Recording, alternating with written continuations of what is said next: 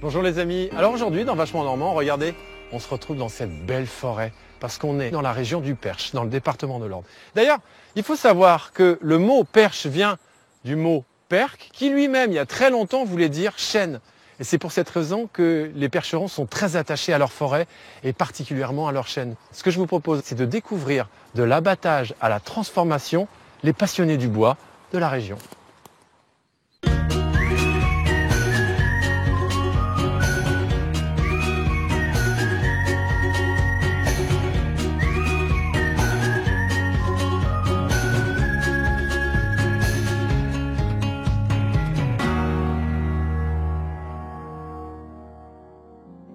La forêt recouvre plus de 20% du territoire du Perche. Le premier maillon de la filière bois, c'est l'exploitant forestier qui abat et vend ses arbres pour les revendre ensuite à des menuisiers, charpentiers, scieries qui vont le transformer. C'est le métier d'Emmanuel depuis 1989. Et dans les forêts du Perche, vous, les arbres sur lesquels vous travaillez, c'est lesquels? Principalement le chêne dans la région. Chez Hervé Manufacturier, on fabrique au cœur du Perche des meubles haut de gamme qui se vendent dans le monde entier. Un savoir-faire qui se transmet de génération en génération. Toi, ça t'est venu comment, cette envie de travailler le bois? C'est une histoire de famille. On est ébéniste depuis 5 générations dans le coin et moi j'ai toujours voulu faire ça. Transformer le bois, le magnifier, est un art qui s'apprend. Au CAP de l'Aigle, la passion se transmet aux jeunes générations. Yann, professeur en marqueterie, nous parle de cette filière d'excellence. Comment on pourrait définir cette discipline-là? Le but de la marqueterie, ça va être de donner de la valeur à un meuble. Nous finirons l'émission avec Gérard, un sculpteur sur bois qui transforme des troncs d'arbres en véritables œuvres d'art, avec une tronçonneuse. C'est quoi le bois que tu préfères travailler, toi? Là, j'aime bien le tuya parce que ça bouge pas de trop après. Ah Ça oui. se tient bien. Le Perche, ça envoie du bois.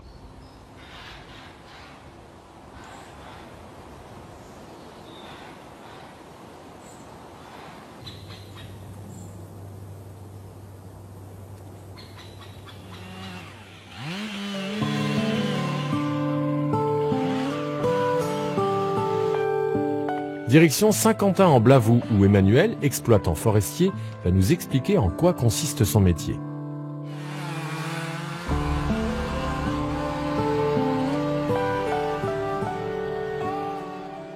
Il va tomber là. Ah, il va tomber. J'espère qu'il va tomber du bon côté. Oui. Oh, oh la vache. Oh, le barouf. Là, Emmanuel, on est où exactement? Donc on se trouve à Saint-Quentin-de-Blavou, Ouais. voilà, dans une forêt privée. Et dans les forêts du Perche, vous, les arbres que vous préférez, sur lesquels vous travaillez, c'est lesquels? Principalement le chêne dans la région. Certains plantent du résineux, mais ça n'a pas lieu d'être dans la région. Et celui-là, il va devenir quoi, là? Donc une poutre, ça va faire de la charpente. Ah, on va faire une seule poutre avec ça? On va faire qu'une seule poutre, oui. Ah ouais, c'est vrai? Mais une poutre comme ça? Non, ça fera une 30-30, je pense. Ah, pas plus? Non, non, non. Et ça fait combien de temps que vous êtes exploitant forestier? Depuis 89, j'ai repris la succession de mon père. Ah, voilà, c'est ça. Donc vous êtes né dedans, quoi. Tout à fait, oui. Quand vous étiez petit, vous alliez dans les forêts suivre votre père qui coupait les arbres? Oui, à peu près, oui, si, oui, c'est sûr, oui. C'est quand la première fois que vous avez touché une tronçonneuse? J'avais 10 ans à peine, oui. Ah ouais, déjà? À 10 ans, vous avez coupé votre premier arbre à la À peu tronçonneuse? près, oui, si, oui, Ah c'est ouais. ça, oui. Ah, quand même? J'étais pas tout seul, hein. Non, non. Ouais. C'était quoi comme arbre? Un petit boulot, enfin un petit arbre, hein. Enfin, Et c'est votre père qui vous guidait? oui, qui était à côté, oui. Et il me montrait comment m'y prendre, enfin. Ouais. Puis voilà. Enfin, ça s'est bien passé toujours, c'est le principal. Bien sûr. Parce qu'il y a des vrais dangers. Il y a du danger, il faut faire attention. Regardez la direction de l'arbre. Il y a une fourche en haut. Donc s'il y a une fourche en haut, là faut monter dedans pour couper les fourches. Ah. Ça peut provoquer quoi? Sinon ça va être l'éclatement de l'arbre quand il tombe. Ah oui, d'accord. Et puis préserver le semis qui est en dessous, les réserves. Là, vous allez tout reboiser. C'est-à-dire que vous allez retirer là les troncs qui sont sur le sol encore. Que sur cette partie-là. D'accord. Sur tout le coteau et tout le haut, là on va rester en régénération naturelle. Ah, donc il y a Voilà. plusieurs techniques. Il y a la première technique où vous replantez. On replante dans les mauvaises parties. Hmm. Et où que le chêne se plaît bien, où que les arbres sont bien vivants, il faut mieux laisser la régénération naturelle faire. Quelle est l'indication qui fait que vous savez là qu'il faut les laisser comme ça en régénération naturelle? Ça, on le voit à l'œil, comme le petit qui est là. Donc ça, celui-là, il faut mieux le laisser à partir d'ici. Derrière, vous avez un autre petit. Ah, vous avez l'œil de l'expert. Hein. Vous, quand vous Je suis marchez pas dans- expert, hein, enfin bon. Bah si, quand même, c'est votre Oui. métier. Vous, quand vous allez vous balader dans une forêt, chercher les champignons, est-ce que vous arrivez à ne pas regarder les arbres? Ah, ça c'est difficile ça. On est plus souvent en train de regarder les arbres que de regarder les champignons. Mais enfin des fois on arrive quand même à s'en passer.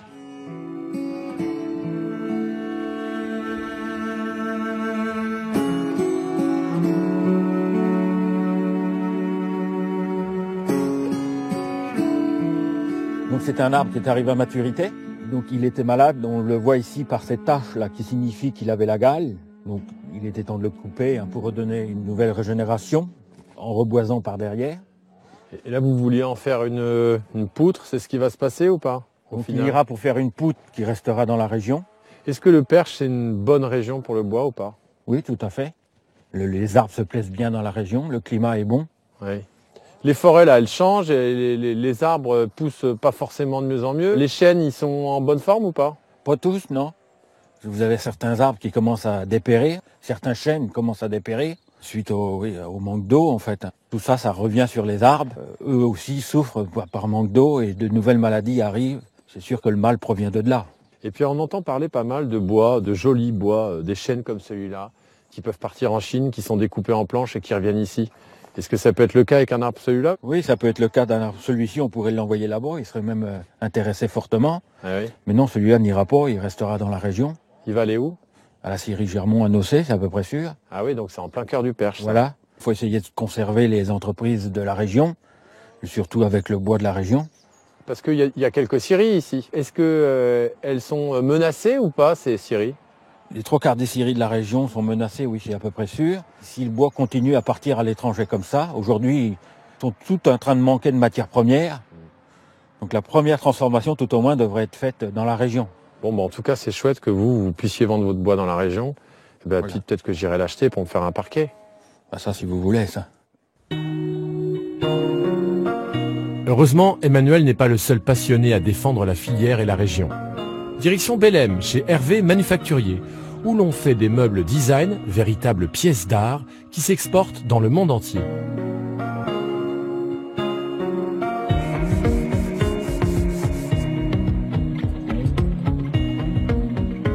Alors, c'est ici que ça se passe. Je vais rencontrer Nicolas Hervé à l'intérieur de l'atelier. Normalement, il est là. Messieurs, dames, bonjour, bonjour. Bonjour. Ça va? Bonjour, bien. Nicolas. Enchanté. Merci de me recevoir chez toi. Ici, on est dans ton atelier Exactement. avec plusieurs personnes qui sont en train de travailler. Antoinette qui est avec toi, qui est en train de faire quoi là, par exemple? Là, on est en train de faire des meubles pour un studio d'enregistrement à Los Angeles. Et donc, on doit finir ça assez rapidement pour que ça parte bientôt. Là. Ta spécialité, c'est que tu travailles quand même beaucoup déjà dans le monde de la musique. C'est ça. Comment vous êtes orienté vers ce marché si spécifique? En fait, c'est venu tout seul parce que je voulais faire des meubles qui avaient ces formes très futuristes. Donc, on a commencé à faire 1 ou 2 meubles comme ça pour le studio d'enregistrement de mon cousin. Et du coup, après, ça a marché, ça a plu. Donc, on a eu des commandes et puis après, ça a continué comme ça. Parce que, alors, je crois que vous avez travaillé directement avec les Daft Punk. Est-ce que ça, c'est quelque chose qui vous a lancé encore plus Ah bah, c'est sûr que ça nous a aidés. Après, ça, c'est vraiment des meubles qu'on fabrique avec... on n'essaye pas de rentrer dans un moule. C'est vraiment des choses qui sortent de nous. Et en fait, c'est tout le temps des pièces au début qu'on faisait pour nous. Et après, du coup, on a eu des commandes avec d'autres personnes. Toi, tu es revenu dans la région ici pour quelle raison? Parce que tu as du bon bois à proximité ou pas? Déjà, oui, on a du bon bois. Mais surtout, moi, je voulais revenir ici parce qu'on est bien ici dans le coin. Moi, je suis de Bellem depuis toujours. Et tous les compagnons qui travaillent ici, c'est des jeunes qui viennent du lycée Napoléon, où est-ce que j'ai fait mes études à l'époque. Ça se passe comment ici, ton passage chez les manufacturiers et Hervé? Ça se passe bien. Ouais. Ça fait 1 an et demi. On fait des jolis meubles. Ouais. Donc c'est chouette, on travaille des super matériaux. Et ce qu'elle dit pas, Antoinette, parce qu'elle est humble, c'est qu'elle a quand même un niveau assez balèze dans sa matière de prédilection. T'es championne de France, t'es quoi? Moi, je suis une des meilleures apprenties. Ah ouais, d'accord. Et pour toi, Nicolas, c'est important de transmettre ton savoir, non? Évidemment, le but, c'est de former les jeunes pour qu'ils puissent déjà se mettre à leur compte. Et puis, il y a quand même des débouchés, il y a plein de belles choses à faire, voilà. Et puis, chacun a ses habitudes et ses techniques, on travaille pas pareil. Moi, par exemple, quand j'ai des choses à faire, je demande à tout le monde. Parce que moi, j'ai mes habitudes, mais des fois, il y a Tristan ou Anto ou Fab qui me disent « on devrait faire comme ça ». Je dis « ah bah oui, pas bête ». Donc on ouvre le dialogue par rapport à la fabrication. Je suis curieux. Il y a d'autres apprentis que je peux peut-être aller voir là dans ton Bien atelier? sûr, il y a Tristan au bout et sinon il y a Fab à la salle des machines. Ok, bon, je te retrouve tout à l'heure parce que je veux quand même voir le clou du spectacle, je veux voir tes meubles. On en Super. reparle dans 5 minutes. Merci. À toutes.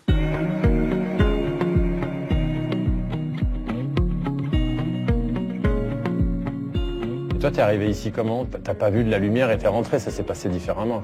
C'est presque ça. Ah bon? Parce qu'en fait, moi j'ai fait donc sculpture à Napoléon, au lycée à l'Aigle. Et du coup, le prof de marketing nous avait proposé du boulot juste après la formation. Donc il nous avait dit qu'il avait un ami qui cherchait du monde.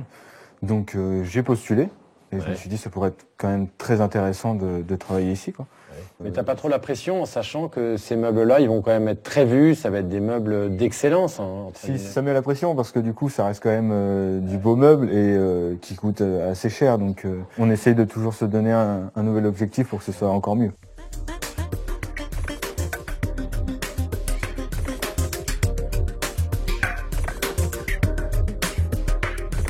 Ah bah voilà.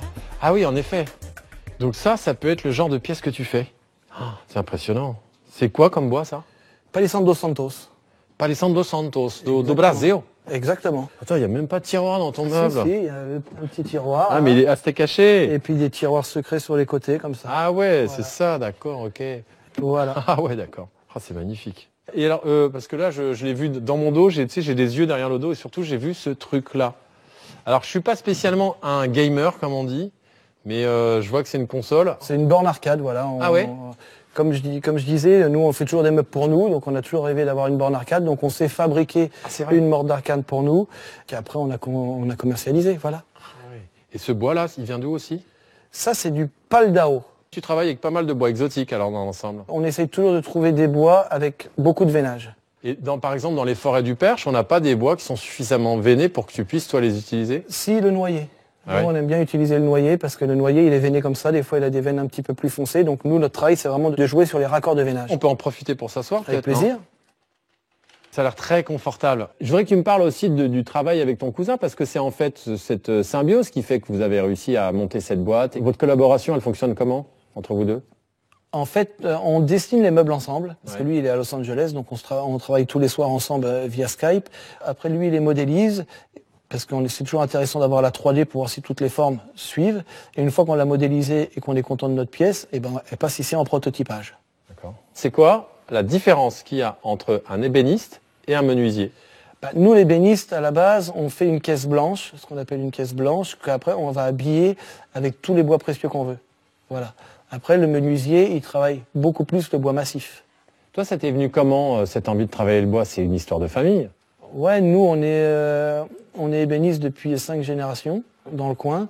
Et moi, j'ai toujours voulu faire ça. J'ai commencé à bricoler dans le garage de mon grand-père. J'avais entre 7 et 10 ans.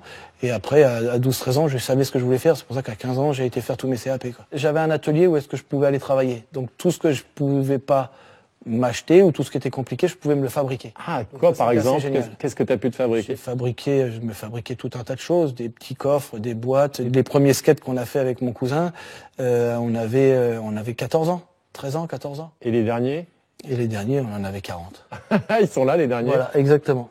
Et si on revient un petit peu, toi, dans ton passé, dans ton enfance, quand tu étais dans ton atelier et avec ton grand-père, il y a un moment où tu as eu le déclic ou tu es venu au fur et à mesure? Je savais que je voulais faire ça, donc j'ai fait mes CAP. Après, j'ai été travailler pour apprendre dans une entreprise, parce que j'ai fait de la restauration de meubles pendant 10 ans.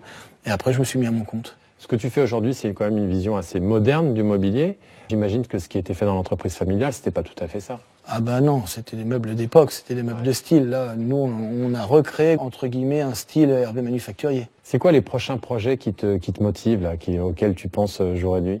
C'est des projets, là, on voudrait lancer une marque de matériel hi-fi, en fait. Ah oui? De refaire des enceintes vintage, de refaire des amplis vintage, tout fabriqué en Normandie. Il y a vraiment une vision locale, en fait, aussi. Bah oui, parce que en plus, on a des très bonnes écoles ici, comme le lycée Napoléon, qui font des belles formations. Donc après, si on peut rester dans le coin, apprendre des jeunes du coin et tout ça, c'est plutôt assez sympa. Ah bah le lycée Napoléon, tiens. Je crois que je vais y jeter un œil. Bon, merci. Avec plaisir. À bientôt. À bientôt. Nicolas a raison, le Perche a une grosse carte à jouer dans cette filière du bois. Direction l'Aigle, où les professeurs du CAP Art du Bois forment les futures stars de ce métier passion.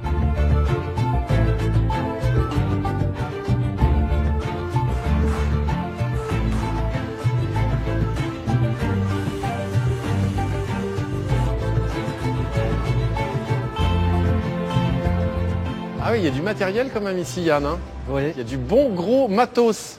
Alors bon, moi j'avoue, je suis fan de bois, j'adore travailler le bois. Ici, pour moi, c'est comme une boutique de jouets pour un enfant avant Noël, tu vois.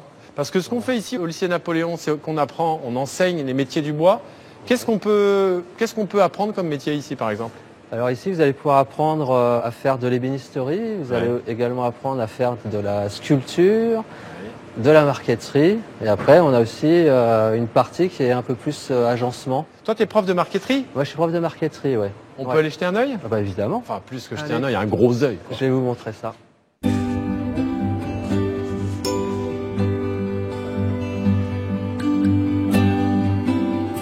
Donc là, on arrive dans ton univers.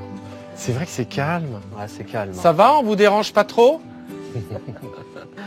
Donc là, ce sont tes élèves. En combien d'années se fait la formation d'ailleurs en marqueterie? Alors ça se fait en 1 an. Ok.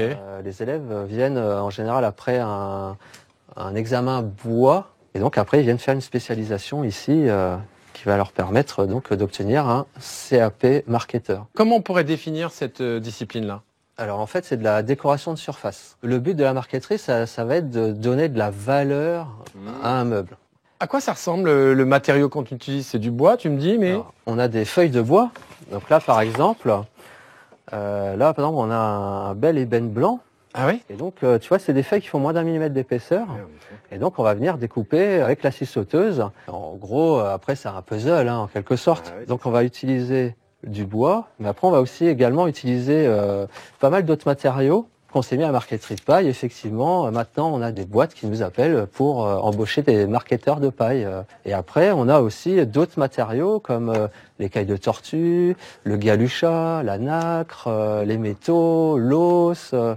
Donc là, les élèves qui sont en train de travailler, ils sont à quel stade de leur création? Alors là, ils sont en train de faire l'étude du projet. Après, voilà, on va les mettre en œuvre, on va les choisir par rapport à leur couleur. Ce qui est d'hyper important, c'est de nuancer, de contraster, d'équilibrer les couleurs, d'orienter aussi le veinage du bois. Par exemple, là, vous voyez qu'il y a des drapés. Alors, on va essayer de trouver un morceau de bois où, par exemple, le veinage va avoir un petit mouvement et on va essayer de le positionner au bon endroit.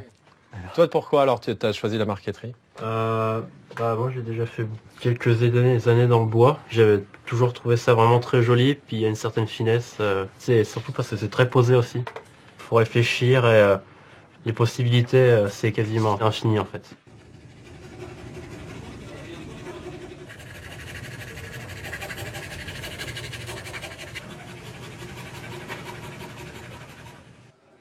Pour réussir à faire ça, est-ce qu'on a d'abord un calque ou est-ce qu'on dessine le modèle?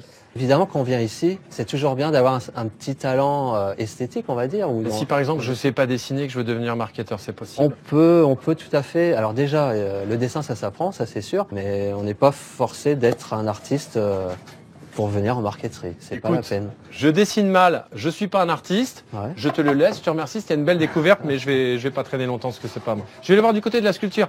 Merci Yann. Un petit coup de burin à 60 degrés.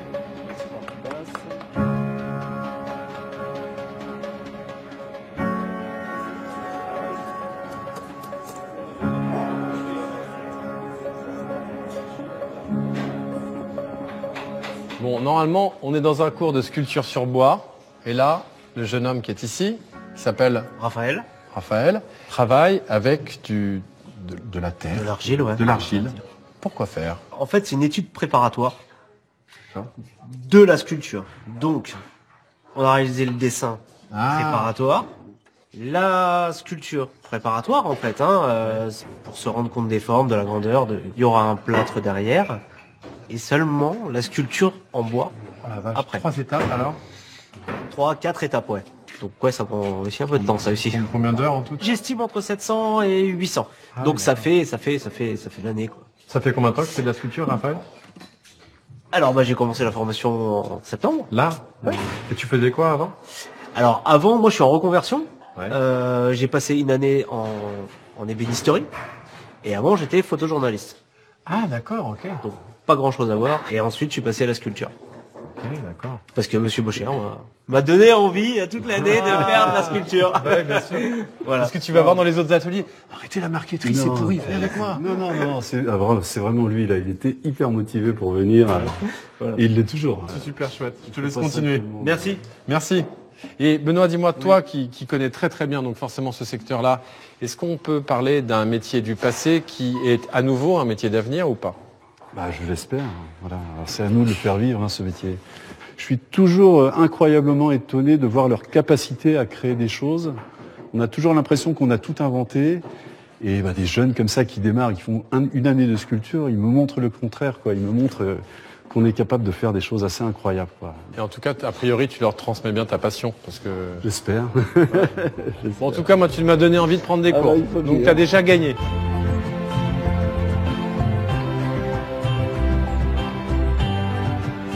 L'envie, la passion, l'amour du bois, des mots qui résonnent tout particulièrement pour Gérard, sculpteur sur bois.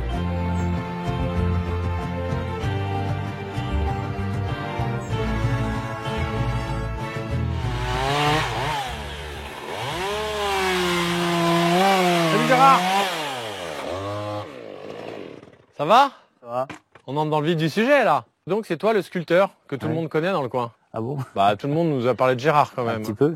Bah, si, quand même. Parce que les sculptures que tu fais, toi, elles finissent où après? Soit dans les communes ou chez les particuliers, sérieux. Et il y en a dans le Perche? Oui, il y en a. Il y en a à Forêt de Belém. Ouais. Il y en a à Perrières aussi. Et ça fait longtemps que tu fais de la sculpture, toi? Depuis 96. Ah oui, donc ça fait un peu longtemps. En grosses pièces. Et comment ça t'est venu? Parce que toi, tu travaillais dans le bois déjà avant. Ouais. J'étais mondeur de métier. Alors, émondeur, ça veut dire quoi Et pour ceux qui connaissent pas? téter les arbres en forêt, quoi. Ah ouais. J'ai tété les arbres en forêt, quoi. C'est dangereux comme métier, ça. Oui, c'est dangereux. J'ai fait ça 40 ans, quoi.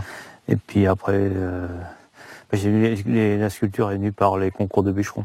J'ai commencé en 92. Ah, d'accord. Mais les concours de bûcherons, on fait pas des sculptures comme ça. Qu'est-ce qu'on fait pendant les concours? Il y a l'épreuve de rapidité, puis de précision, et puis il y a une épreuve de sculpture, quoi. Donc tu as pris goût et puis tu Et après, j'ai arrêté les concours, puis j'ai continué. as continué la sculpture. Voilà. Ça, c'est quoi comme bois? C'est du tuyat. Ah, c'est du tuyat, d'accord. Ouais. Et quel plaisir on a à sculpter Ça fait plaisir parce que on transforme la pièce, quoi. On transforme le bois, quoi. Et donc, j'imagine que là, ces sculptures-là, qu'est-ce que tu en fais? Tu les vends après, hein? Ouais, ça m'arrive de vendre chez les particuliers, quoi. C'est ton métier, la sculpture, aujourd'hui? C'est mon dernier métier. Ton dernier métier. Bon, je te repose des questions après, mais je regarde à nouveau comment t'avances. D'accord.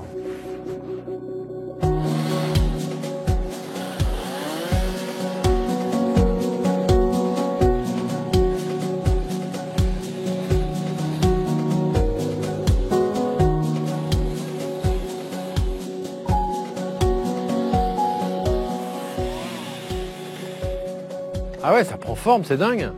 Donc en fait, vous faites tout à la tronçonneuse. Oui. Je ponce un peu. Après, les parties lisses, là, je les ponce. Est-ce que tu as l'idée et tu vas chercher un morceau de bois ou c'est le morceau de bois qui te donne l'idée? Là, c'est en fonction du bois, que la grosseur, le diamètre. Tous ces morceaux de bois, tu les trouves où? Dans le Perche? Oui, dans le Perche, ça vient à 50, 60 km, 100 km. Ah oui, d'accord. C'est quoi le bois que tu préfères travailler, toi? Là, j'aime bien le tuyat parce que ça bouge pas trop après. Ah Ça ouais. se tient bien. Et si tu n'avais pas la sculpture, il te manquerait quelque chose dans ta vie? Il y a longtemps que j'ai fait ça, quoi. Alors, C'est ta passion. ouais, c'est une passion, quoi. Il y a c'est la chasse, c'est la pêche. Ouais. Moi, c'est la tronçonneuse. Ça, c'est la tronçonneuse. Parmi tes enfants, il y en a une qui a tâté un petit peu de la tronçonneuse, là. Elle fait de la tronçonneuse, elle fait de la sculpture à la tronçonneuse. Mais sauf qu'aujourd'hui, la sculpture, c'est quoi? C'est son métier? Ouais, c'est son métier. Tu penses que c'est le fait de t'avoir vu, toi, faire de la Peut-être. sculpture qui lui a donné envie? Peut-être, c'est aussi. Bah, peut-être. T'as fait une fille, quand même, Parce qu'elle sculpteuse? Elle a fait, elle est au Beaux-Arts. Elle a fait les Beaux-Arts. Moi, j'ai pas fait l'école. Ah ouais. J'ai pas- Tu le dis pas, mais t'as transmis quand même ta passion à ta fille. Ouais. Quand même. Ouais, c'est vrai. Tu dois être fier d'elle, quand même. Ah ouais, je suis bien. C'est sympa. Bon, tu restes tranquille, toi, hein? Ok? Tu bouges pas? Ok. Bon, merci Gérard, hein? Merci. Salut.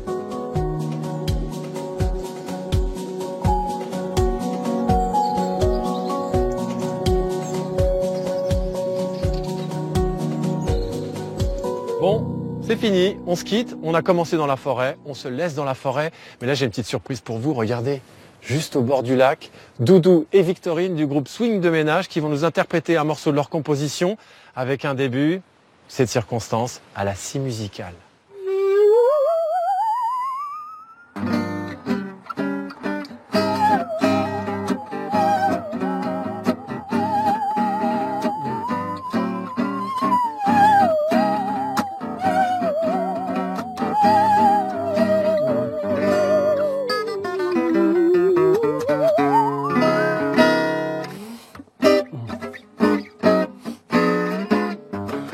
ménage.